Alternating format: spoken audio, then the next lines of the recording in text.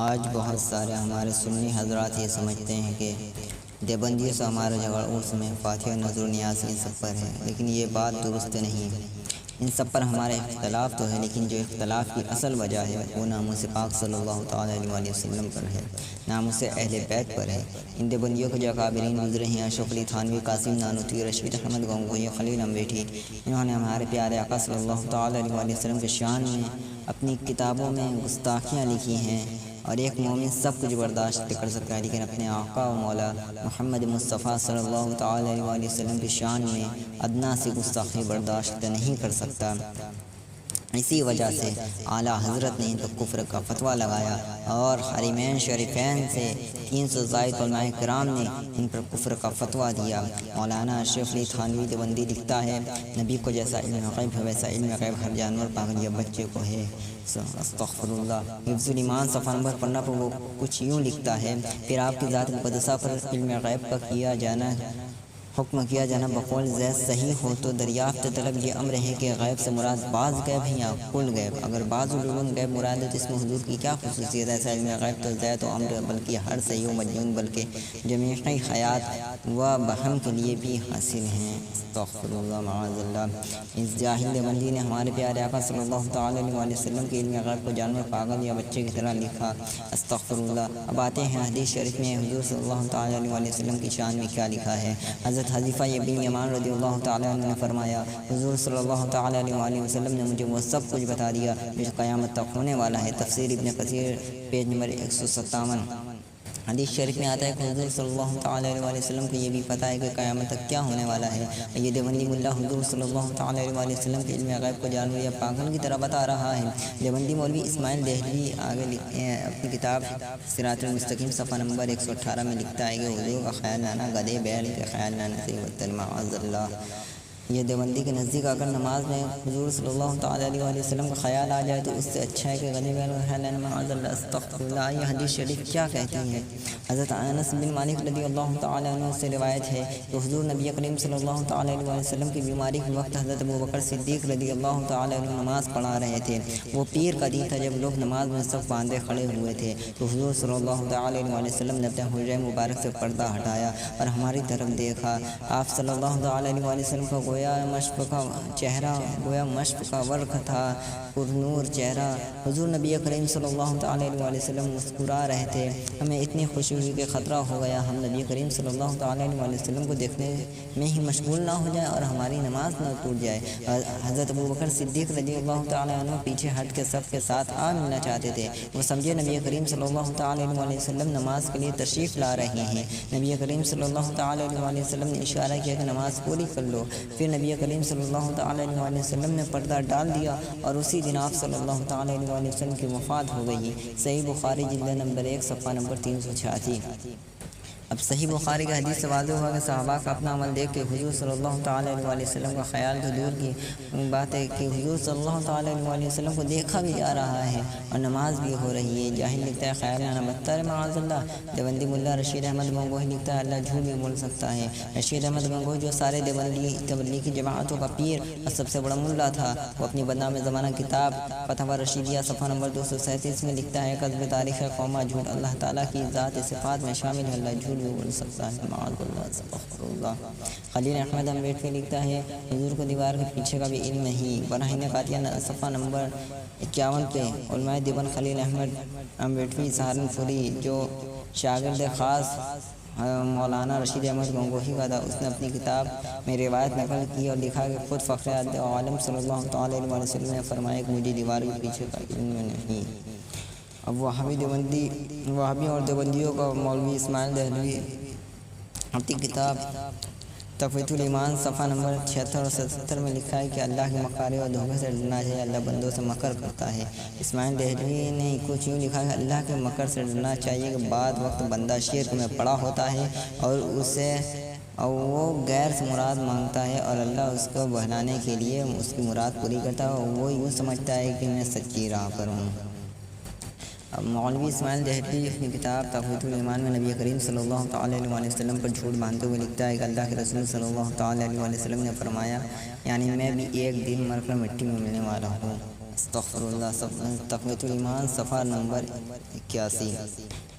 اب دیوبندی تبلیغی جماعت دھرم میں نبی کریم صلی اللہ تعالیٰ علیہ وسلم معاذ اللہ استغفراللہ مر کے مٹی میں مل گئے، لیکن دیوبندی ملا زندہ ہے اور حاضر ناظر بھی ہے۔ دیوبندی لکھتا ہے کہ ملا احمد حسن امروہی اور ملا فخر الحسن گنگوہی دیوبندی میں کسی مسئلے پر جھگڑا ہوا۔ محمود حسن دیوبندی اصل جھگڑے میں شامل نہ تھا اور اس کو اس چیز میں دلچسپی نہیں تھی، لیکن کچھ صورتحال ایسی پیش آئی کہ ملا محمود حسن بھی بغیر جانے ایک جانب جھک گیا اور یہ واقعہ اور طول پکڑ لیا، اور اسی دوران کے دن بعد نماز فجر ملا رفیع الدین، جو ان کا دیوبندیوں کا ملا ہے، ملا رفیع الدین نے ملا محمود دیوبندی کو اپنے کمرے میں بلایا۔ ملا بند کمرے میں داخل ہوا، موسم سرد تھا تو ملا رفیع الدین نے کہا کہ پہلے میرے روئی کے لباس دیکھ، تو ملا محمود دیوبندی نے دیکھا تو وہ بھیگا ہوا تھا۔ اس نے پوچھا یہ کیا معاملہ ہے؟ تو ملا رفیع الدین کہتا ہے ابھی ملا قاسم نانوتوی دیوبندی اپنے جسم کے ساتھ میرے پاس آئے تھے اور کہا کہ ملا محمود سے کہہ دو کہ وہ اس جھگڑے میں نہ پڑیں۔ دیکھا آپ نے دیوبندی جماعتوں کی صاف منافقت کہ ملا نانوتوی جس کو مرے ہوئے 25 سال ہو چکے تھے اپنے جسم کے ساتھ دیوبند آ گیا، اور اس کو بھی یہ بھی پتہ چل گیا قبر کے اندر کہ دو دیوبندی ملاؤں میں جھگڑا ہوا اور جھگڑے میں ملا محمود دیوبندی بھی پڑ گیا، اور یہ دیوبندی ملا کہتا ہے کہ نبی کریم صلی اللہ تعالیٰ علیہ وسلم مر کر مٹی میں مل گئے، نبی صلی اللہ تعالیٰ علیہ وسلم کو دیوار کے پیچھے کا علم نہیں، معاذ اللہ استغفراللہ۔ اب ان دیوبندیوں کو ان کا عقیدہ جاننے کے بعد بھی کوئی مسلمان سمجھے گا؟ یہ ان عقیدہ جب ان کے ملاؤں نے کتاب میں لکھا اور کوئی مسلمان سنتا ہے تو اس کے دل میں درد نہیں ہوتا کہ ہمارے آقا صلی اللہ تعالیٰ علیہ وسلم کی شان میں انہوں نے اتنی زیادہ گستاخیاں لکھی ہیں، تو اس کے بعد بھی ان کو مسلمان کوئی سمجھ سکتا ہے؟ اب دیوبندی ملا جو کہ فاسق العلوم مولوی قاسم نانوتوی جو دیوبندیوں کا بانی ہے، اور اپنی کتاب صواحع قاسم جلد نمبر 1 صفحہ نمبر 132 اور 131 میں لکھتا ہے اللہ تعالیٰ کی شان میں گستاخی کرتے ہوئے کہ اللہ تعالیٰ کے گود میں دیوبندی بیٹھے ہوئے ہیں، اللہ تعالیٰ کی گود ہے۔ کہتا ہے کہ ایام تفلیح میں خواب دیکھا کہ میں اللہ کی گود میں بیٹھا ہوں، معاذ اللہ استغفراللہ۔ خواب تھا تو قاسم نانوتوی کو کیسے پتہ چلا کہ وہ اللہ کی گود ہے؟ نانوتوی نے اللہ کو اس سے پہلے بھی خالص جسم کے ساتھ دیکھا ہوگا، تبھی تو گود کہہ رہا ہے، یا اللہ تعالیٰ کیا اس سے اللہ تعالیٰ کے جسم کا عقیدہ نہیں بنتا؟ ظاہر سی بات ہے جب گود ہے تو جسم بھی ہوگا، تب سے قاسم نانوتوی گود میں، تب جا کے قاسم نانوتوی گود میں بیٹھ سکتا ہے۔ پتہ چلا کہ قاسم نانوتوی کہیں نہ کہیں اللہ کے جسم کا قائل تھا اور اللہ کو محدود سمجھتا تھا، معاذ اللہ۔ اور جو اللہ تعالیٰ یہ سمجھے کہ اللہ تعالیٰ کا جسم ہے تو وہ کافر ہے، کیونکہ اللہ تعالیٰ جسم سے پاک ہے، اللہ رب العالمین جسم سے پاک ہے۔ دیوبندی ملا رشید احمد گنگوہی اپنی کتاب اور ان کی دیوبندیوں نے آگے لکھا، قاسم نانوتوی اپنی کتاب تحذیر الناس صفحہ نمبر 21 پہ لکھتا ہے کہ فرض کیجئے کہ آپ کے زمانے میں، یعنی بالفرض کیجئے کہ آپ کے زمانے کے بعد کوئی بھی نبی آ جائے تو آپ کے ختم نبوت صلی اللہ تعالیٰ علیہ وسلم پر کوئی فرق نہیں آئے گا، مطلب یعنی ختم نبوت پر کوئی فرق نہیں آئے گا۔ یعنی ان دیوبندیوں کا نزدیک اگر کوئی اٹھ کر نبوت کا اعلان کر دے اور یہ کہے کہ وہ نبی ہے تو اس کی نبوت کو مان لیا جائے گا۔ دیوبندی کے نزدیک مطلب حضور صلی اللہ تعالیٰ علیہ وسلم آخری نبی نہیں ہے، معاذ اللہ۔ اب دیوبندی ملا خلیل امبیٹھی لکھتا ہے کہ نبی کریم صلی اللہ تعالیٰ علیہ وسلم نے اردو پڑھنا مدرسہ دیوبند میں سیکھا۔ وہ اپنی کتاب براہین قاضیہ صفحہ نمبر 30 میں لکھتا ہے مدرسہ دیوبند کی عظمت حق تعالیٰ کی بارگاہ پاک میں بہت ہے کہ سادہ علم یہاں سے پڑھ کے جاتے ہیں اور خلق کے کثیر ظلمت اور جلالت سے لوگوں کو نکالتے ہیں، اور اس کے سبب ایک صالح نے فخر عالم صلی اللہ تعالیٰ علیہ وسلم کی اپنی قوم میں زیارت سے مشرف ہوا تو آپ صلی اللہ تعالیٰ علیہ وسلم اردو میں کلام کرتے دیکھا، تو آپ سے پوچھا کہ آپ کو یہ کلام کہاں سے آیا؟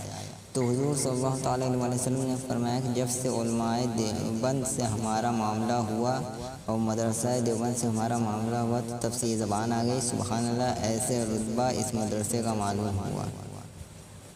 اب اب آگے ان دیوبندیوں کی گستاخیاں دیکھتے ہیں کہ دیوبندی ملا جو ان کا مجدد ہے اشرف علی تھانوی اپنی کتاب تذکرۃ الترمذی صفحہ نمبر 445 میں لکھتا ہے کہ شیطان خواب اللہ کی صورت میں نامودار ہو سکتا ہے، معاذ اللہ، استغفر اللہ۔ اور دیوبندی دھرم میں جس خانے میں قرآن پڑھا جائے اس کو جانور کو بھی نہ دو بلکہ دفن کر دو۔ ایک شخص نے سوال کیا کہ 11ویں شریف کی مٹھائی آئے تو کیا کریں؟ اشرف علی تھانوی دیوبندی بولا کہیں جا کر اسے دفن کر دو، یعنی قرآن شریف کی آیت پڑھی ہوئی کھانے کو کسی غریب کو بھی نہ دیں، یہاں تک کہ کسی کافر کو بھی نہ دیں، کسی چرند پرند یعنی جانور اور پرندوں کو بھی نہیں دے سکتے، اتنا برا کھانا ہے، معاذ اللہ، استغفر اللہ۔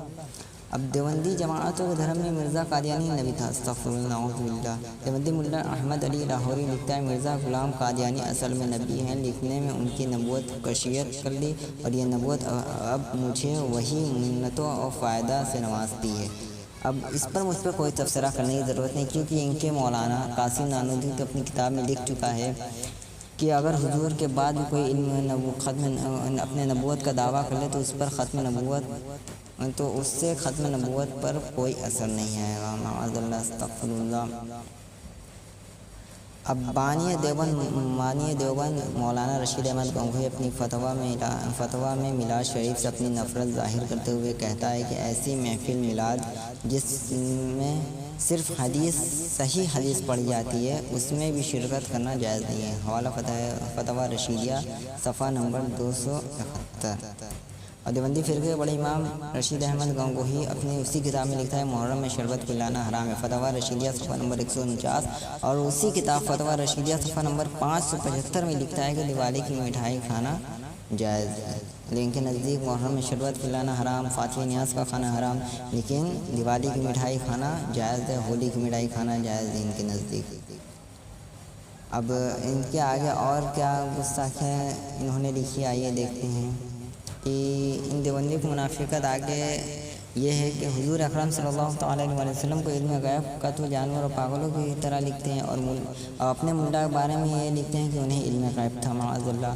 مولانا نانوتوی لکھتا ہے کہ شاہ عبد الرحمن صاحب ولایتی کے ایک مرید تھے جن کا نام عبداللہ خان تھا اور قوم کے راجپوت تھے، اور یہ حضرت کے خاص مریدوں میں تھے۔ ان کی حالت یہ تھی کہ اگر کسی کے گھر میں حمل ہوتا اور وہ تعویذ دے آتا تو آپ فرما دیا کرتے تھے کہ تیرے گھر میں لڑکی ہوئی یا لڑکا، اور وہ جو بدلا دیتے وہی ہوتا، حوالہ ارواح ثلاثہ صفحہ نمبر 139، حکایت نمبر 145، استغفر اللہ۔ یعنی اس کے ملا کو یہ خبر مل جاتی تھی کہ ماں کے پیٹ میں لڑکی ہے یا لڑکا، مطلب ماں کے پیٹ میں لڑکی یا لڑکا ہے وہ اس کو پتہ چلا تھا، اور ان کے نزدیک حضور کو علم غیب نہیں تھا، معاذ اللہ، استغفر اللہ۔ ان دیوبندیوں کی منافقت یوں ہی آگے بہت ساری انہوں نے گستاخیاں کی ہیں، ان میں سے میں نے کچھ چند باتیں گستاخیاں آپ کو بتا دیں۔ اور یہ دیوبندی جو ملا ہیں اشرف علی تھانوی، قاسم نانوتوی، اسماعیل دہلوی، خلیل نانوتوی، یہ سب کافر و مرتد ہیں، اور جو ان کے کفر میں شک کرے وہ بھی کافر ہے۔